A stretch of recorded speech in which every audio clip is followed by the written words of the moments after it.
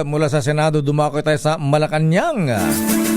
Retired Supreme Court Justice Jose Mendoza itinalaga ng Pangulong Bongbong Marcos bilang bagong miyembro ng JBC, Judicial and Bar Council. RH14, Let Narciso please come in. Miss Let. Lakay, nagluklok si Pangulong Ferdinand Marcos Jr. ng bagong miyembro ng Judicial and Bar Council sa katauhan ni retired Supreme Court Associate Justice Jose Catral Mendoza. Si Mendoza ay hinirang ni PBBM bilang ad interim member ng JBC, nakakatawan sa hanay ng mga referadong maestrado ng mataas na hukuman.